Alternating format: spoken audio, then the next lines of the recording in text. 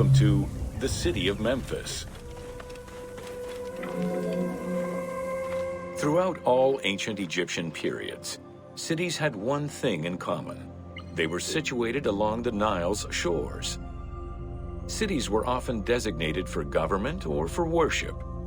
Major cities had several temples dedicated to numerous gods and goddesses. Egyptians referred to the organization of their cities as a sepat, or later on by the Persian term nome.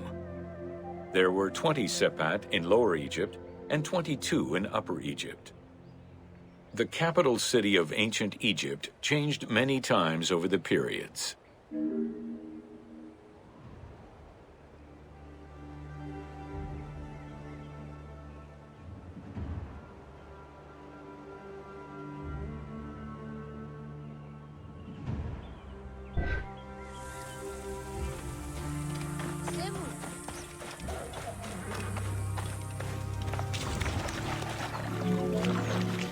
One of the largest was Memphis, located in Lower Egypt. It was a key center for religious temples, including their most important deity, Ptah, god of creation. Thebes, located in Upper Egypt, competed with Memphis and featured as both a political and a religious center. Two important temples, Luxor and Karnak, were built there. A minor capital of the Sayyid dynasty was the city of Sais. This was the last native Egyptian capital of Egypt.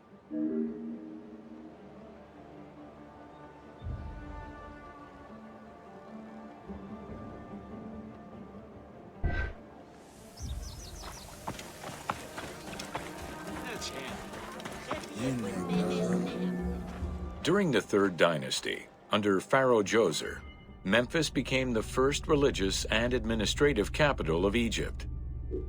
Even when the political capital of Egypt decentralized itself, pharaohs were crowned in this sacred city in order to legitimize their ascension to the throne, up to and including Alexander the Great. Though little remains today save ruins south of Cairo, we can guess at the structure of the city, which stretched up to 5 kilometers in length and 2 kilometers in width.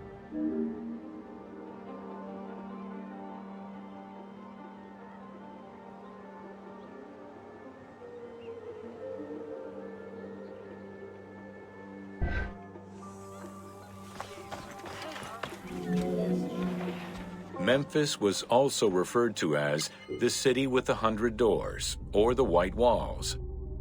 These names were in reference to the wall which surrounded the city. Under the protection of Ptah, god of craftsmen, the city was a thriving religious and economic hub.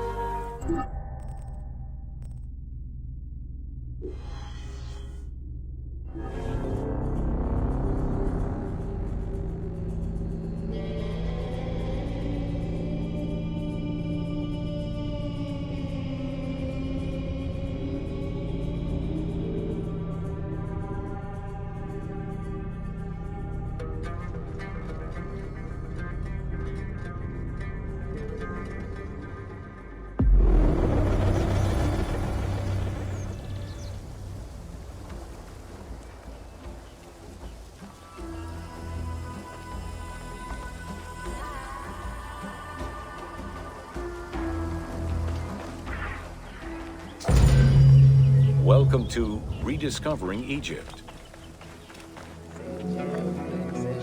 In the 19th century, the increased intensity of tourism and excavations, as well as the outflow of antiquities to other countries, threatened Egypt's archaeological heritage. Egyptians took part in this destruction by ransacking sites for artifacts to sell, quarrying stones from ancient monuments, and removing sebak, ancient mud bricks, to reuse for their own purposes.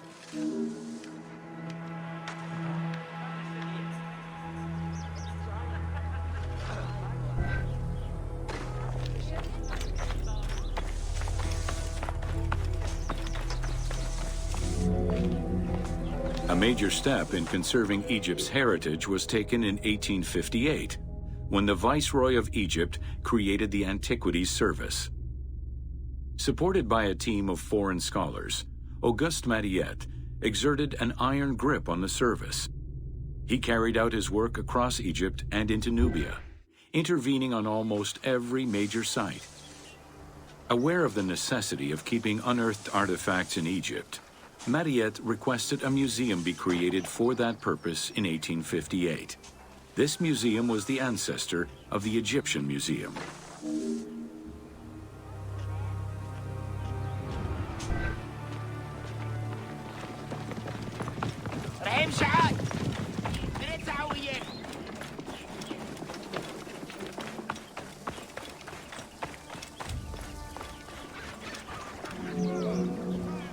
Gaston Maspero, Mariette's successor, expanded and reorganized the Antiquities Service and instigated laws regulating the export of artifacts.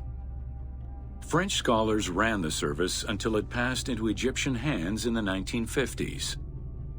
As of the mid-19th century, Egyptology was fast becoming a recognized discipline within both private institutions and learned societies.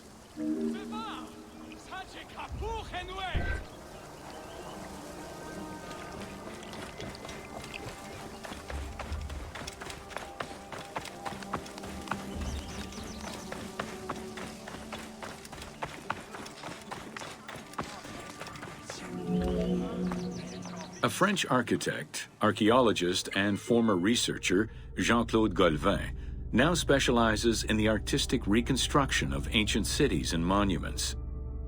To date, he has created more than 800 drawings, which include 3 volumes focusing on the reconstitution of ancient Egypt. His work is exquisitely detailed and can be found in books and museums around the world.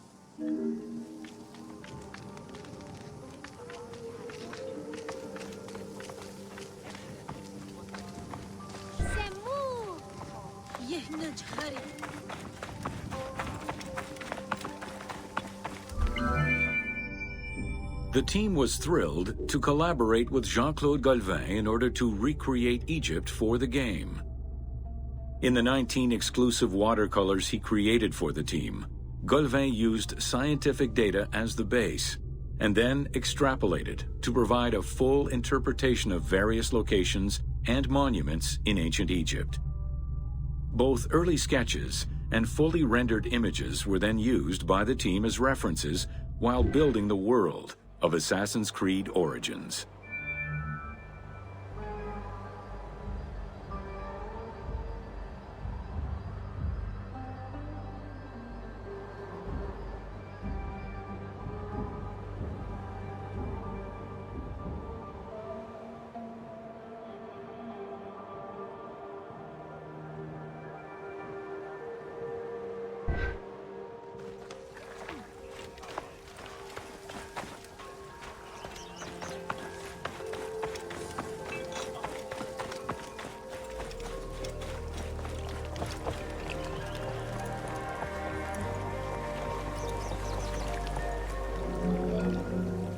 Although ancient Egypt's rich religious culture and its mortuary monuments continue to be investigated, the modern discipline of Egyptology has shifted focus. Rather than single-mindedly retrieving impressive artifacts, Egyptologists today focus instead on increasing the body of knowledge. In the past, excavations took place in the field, and while that is still the case today, much of the work on Egyptology now takes place in libraries and archives.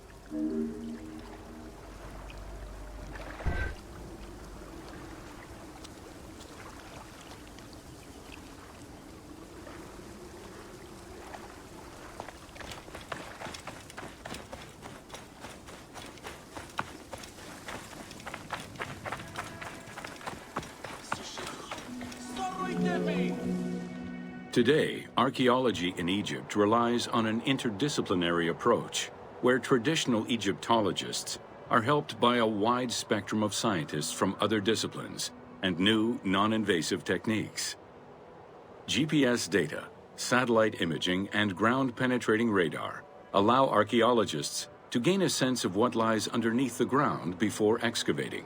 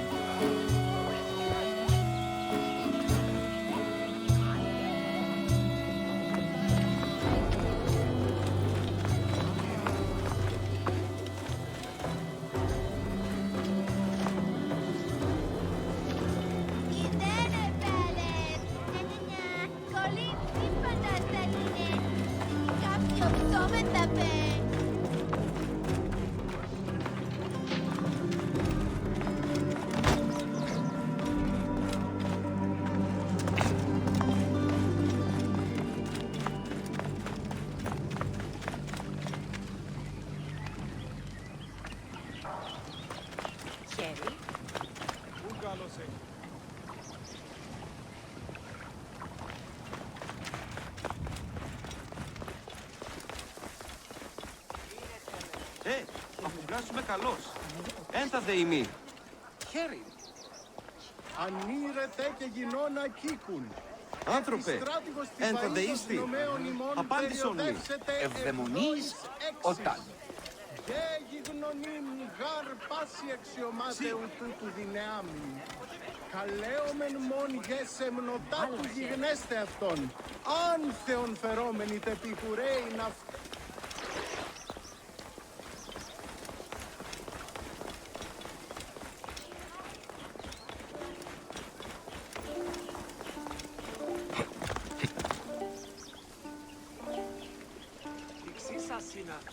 Αρχόνα ο νοικοδομήν τάχα νεοδάτων. Την ατιμίδα θέα. Τον δύσκρι ματιά.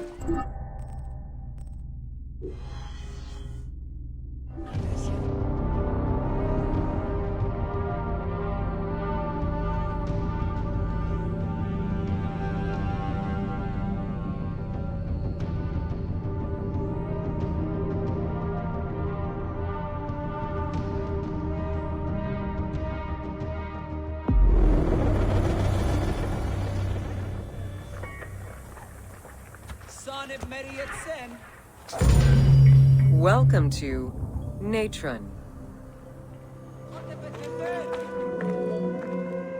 Natron is a colorless salt that was used by ancient Egyptians for food preservation, cleansing products, and glassmaking.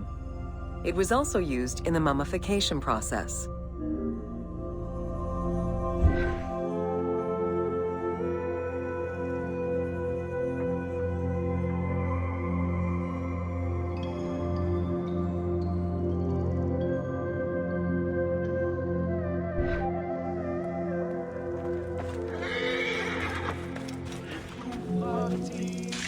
During the ceremonial embalmment ritual, the priests packed the body in natron in order to remove all of the moisture. Once the body was thoroughly desiccated, they could begin the wrapping.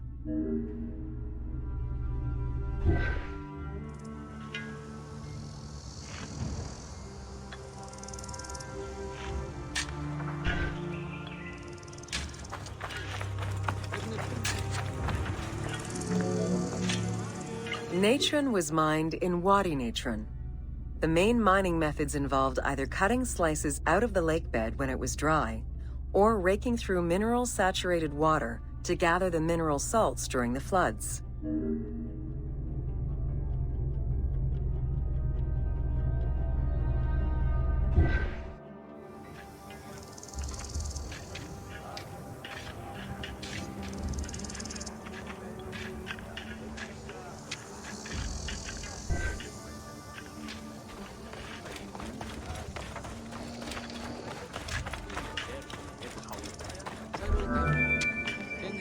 Both techniques are still used today. and inspired the team in their recreation of the mines located in the mountains northwest of Memphis.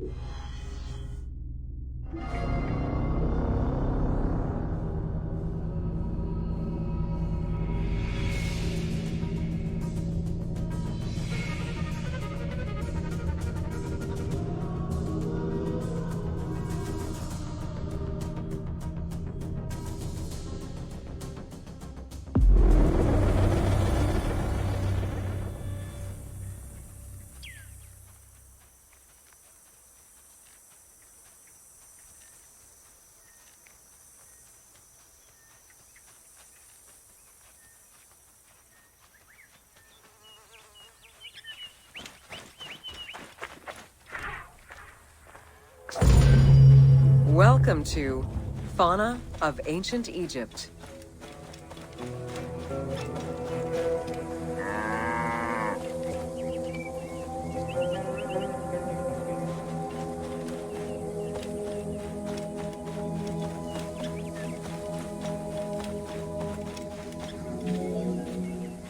Both domesticated and wild animals were features in ancient Egyptian bas-reliefs as early as the First Dynasty.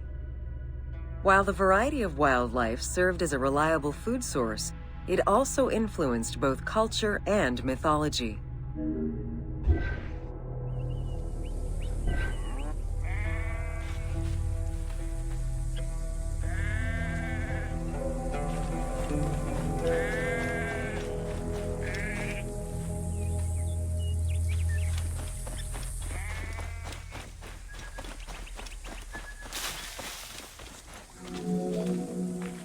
Egypt's terrain allowed for a diverse range of animals, including panthers, rhinoceroses, elephants, and many variations of antelopes.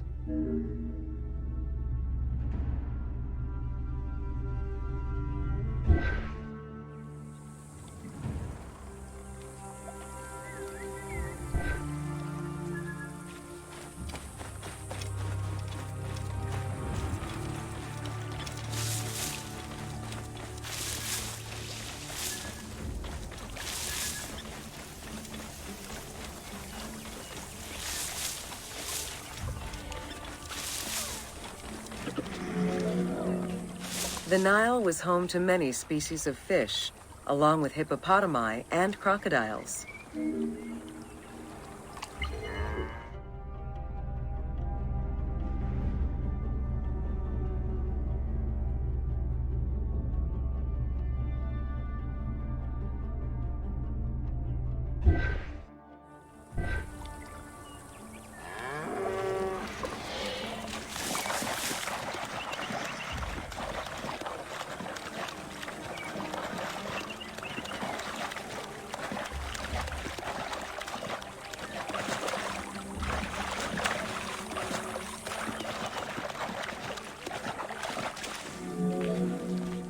The wide variety of birds that populated the riverbanks, from raptors and waterfowl to songbirds, were all cataloged within Egyptian hieroglyphic signs. Encounters with reptiles and insects, such as cobras, scorpions, and scarabs, influenced hieroglyphs and art.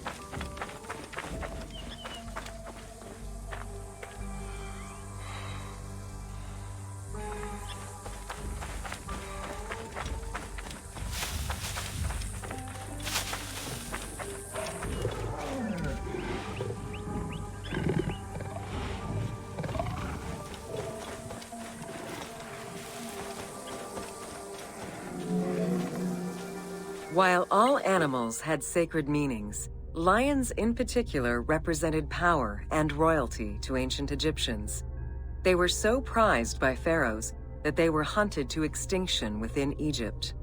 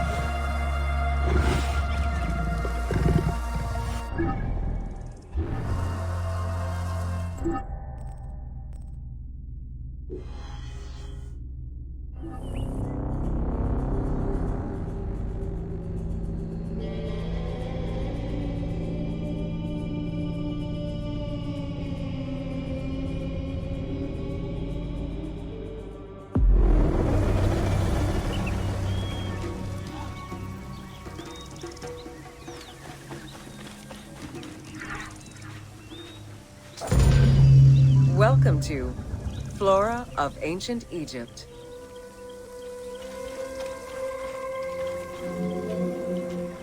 The climate and unique geography of the Nile Delta offered a wide variety of plant species.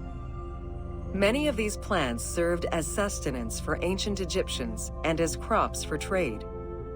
The Nile's consistent seasons allowed Egypt to sustain itself for centuries.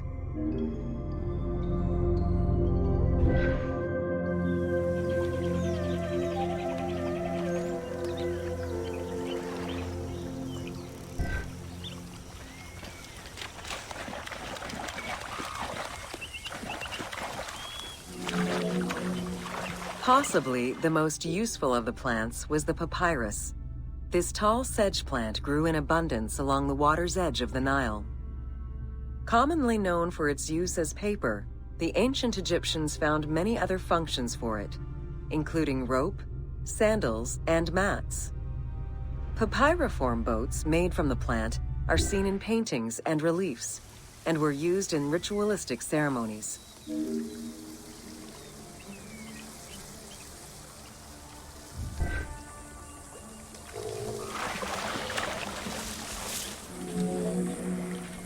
There were many types of trees along the River Nile, such as the date palm, carob, and tamarisk.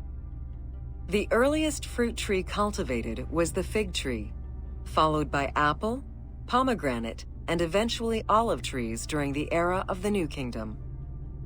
Mango cultivation was the result of a late import from Asia during the Middle Ages.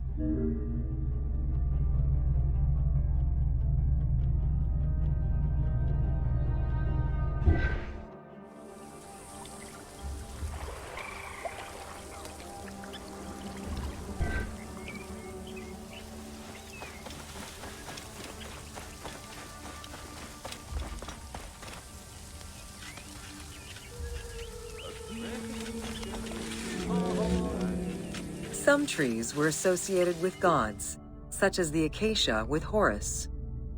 The divinities Thoth and Seshat were depicted inscribing the reign of the king into a Persea tree. The sycamore was connected with the goddess Iset, patron of the ritual of life.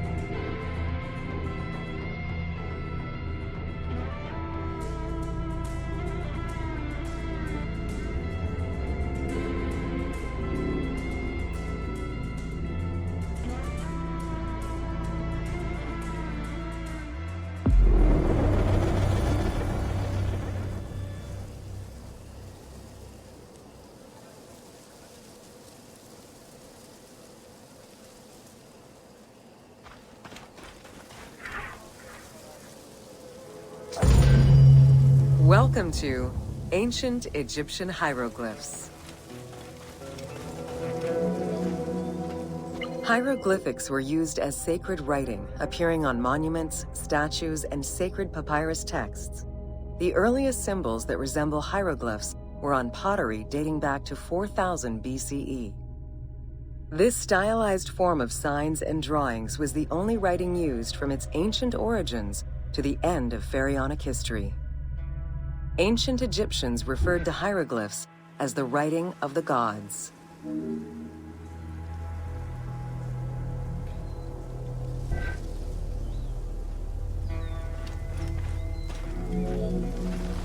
Considered a difficult language, it was intended for pharaohs, nobility, and priests, and meant to be used in ceremonies, within tombs, and for government records.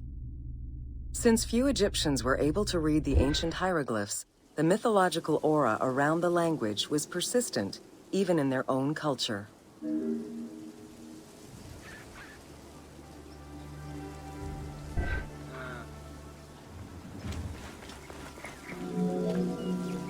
The structure of hieroglyphs offers insight into Egyptian culture, not just in what the translations say, but in the structure of the symbols themselves. They were found on tomb walls, on sarcophagi, on statues, and on pottery, and were meticulously recorded in countless ancient papyri.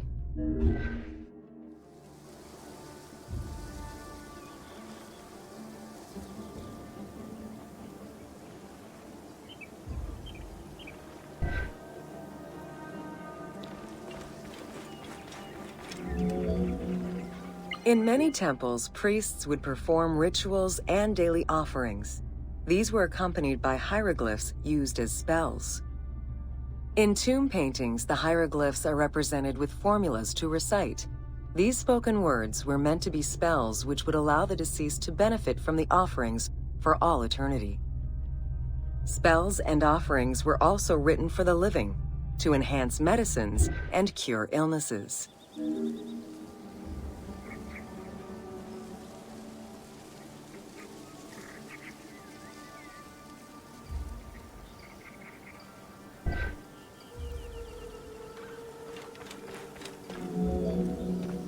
The most famous of ancient Egyptian documents is the Book of the Dead.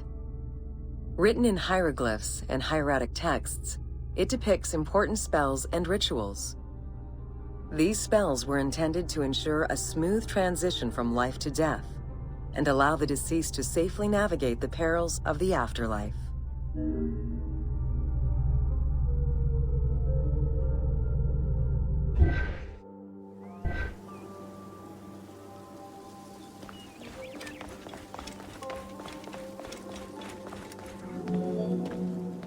Even after it was deciphered, the reading of hieroglyphs remained difficult at times due to the many directions in which they can be read.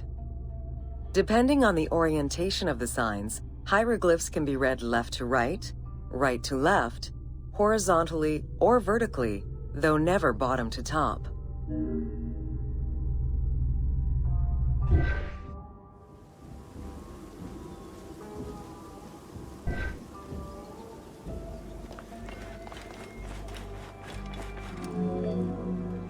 A clue on which way to read is to first notice which direction the figurative signs are facing.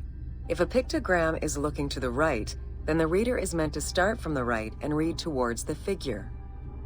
Column text on a papyrus begins from the right, then goes top to bottom for each column.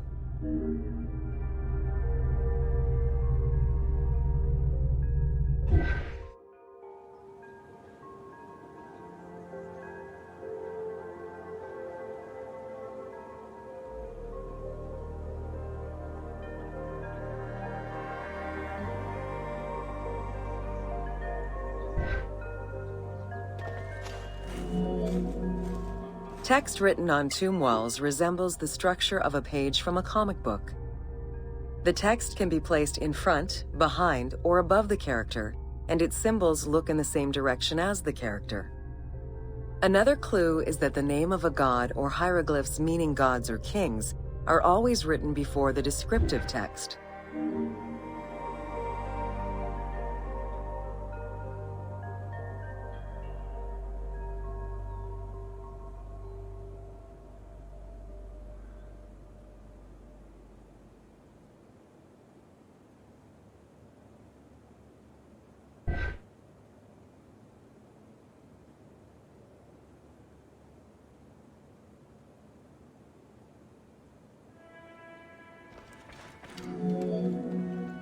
Compared to alphabetical languages, Egyptian hieroglyphs have more symbols. Confronted with the absence of vowels, the Egyptians invented a category of signs. When placed at the end of words, these signs help inform its meaning. For instance, a drawing of a lion will refer to a lion and also relate to the abstract concept of a lion as something dangerous or powerful.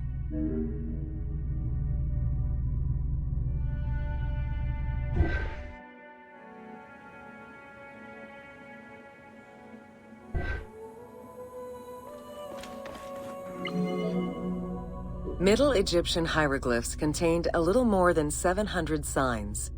By the end of the Greco-Roman period, there were 10,000 signs.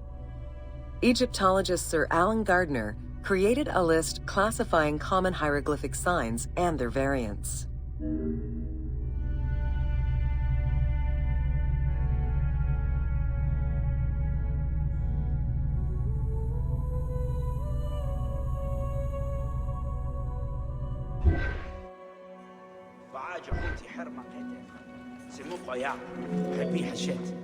Ancient Egyptian languages have many similarities with Asian and African languages. They have evolved in similar ways to the various forms of written Egyptian. These languages belong to the Hemito-Semitic group. There were 5 clear evolutions in the Egyptian language, each with their own distinctive structure.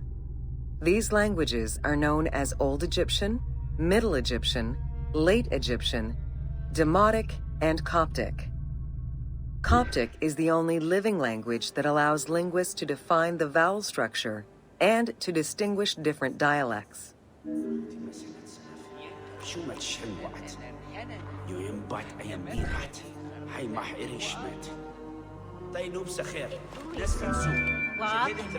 While hieroglyphs and hieratic script give us an idea as to how the ancient Egyptian language was structured and written, the way it was spoken is still up for debate. The team opted for English as the spoken language, with the characters using ancient Egyptian and Greek words and accents. The language that is spoken in the background by the crowds is largely based on Sir Alan Gardner's Egyptian grammar. To help resurrect a dead language, we consulted Egyptologists and dialogue coaches to establish our target sound, and cast actors with Arabic, Hebraic, and African backgrounds to bring the game to life.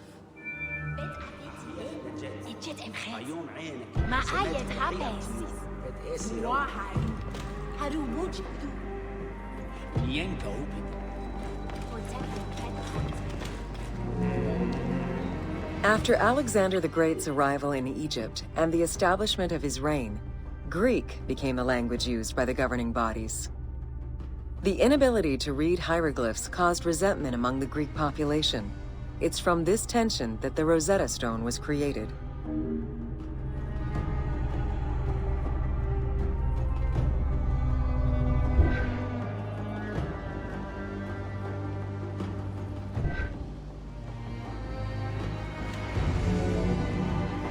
The spread of Christianity ended pharaonic culture and resulted in the destruction of its pagan monuments.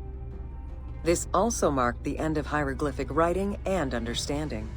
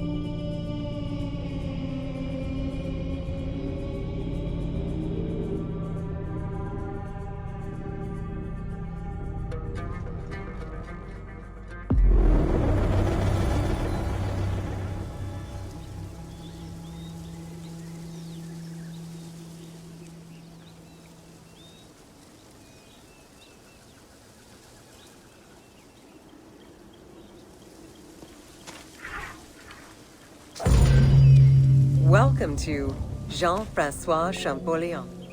Between the 5th century CE and the Renaissance, knowledge of hieroglyphs was entirely lost. Many enthusiasts tackled the challenge of deciphering the language with little success. Some groundwork was made with various researchers identifying names and some grammatical structure, and confirming that cartouches were markers for royal names. They were still missing a critical piece of information that would eventually be revealed thanks to the discovery of the Rosetta Stone.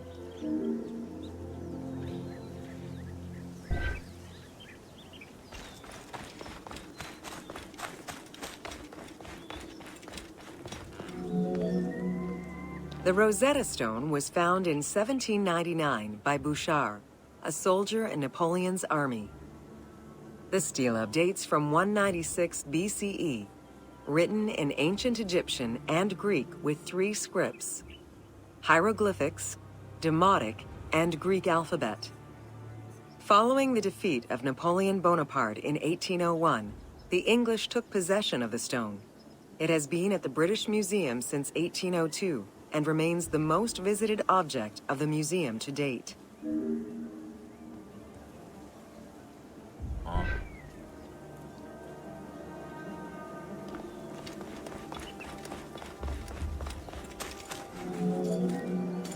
The first translation was of the Greek section only in 1803. It detailed a decree of Pharaoh Ptolemy V, reminding the citizens that their pharaoh had led Egypt to prosperity. It was fully translated 20 years after by Jean-François Champollion, who was working with a facsimile.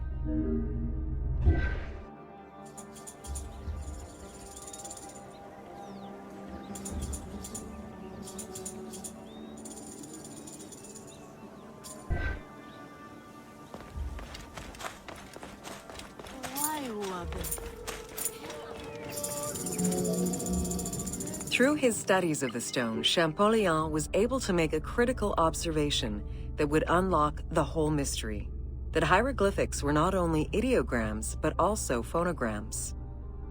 Hieroglyphs consist of phonetic glyphs, single characters, and logograms. Essentially, they are a combination of phonetics, alphabet, and full words, which in total form a language.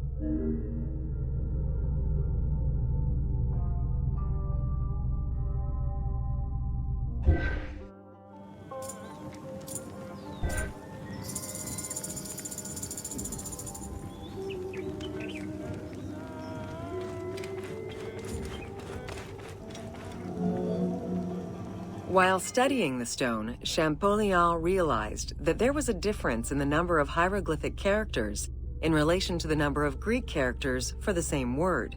This led him to believe that hieroglyphs must have phonetic characteristics. This was the first step to unlocking the Rosetta Stone's secrets.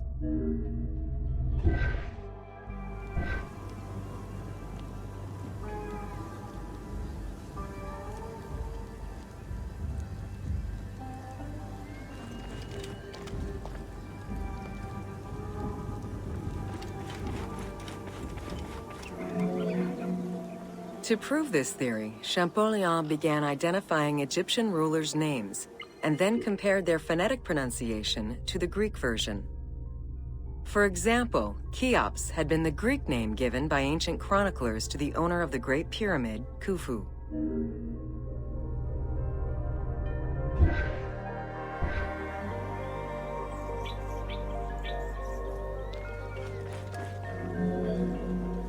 The next step for Champollion was to confirm that his approach was verifiable by using the Philae obelisk as an additional reference.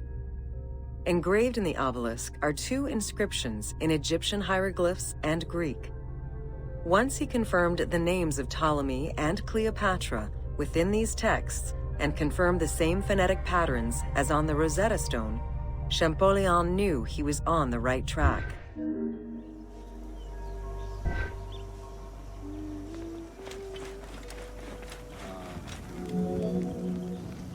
Champollion had already mastered several ancient languages when he took on deciphering the Rosetta Stone. He used his knowledge of Coptic to identify the solar disk hieroglyph on the obelisk as the phonetic translation of Ra. Further translation only strengthened his conclusion.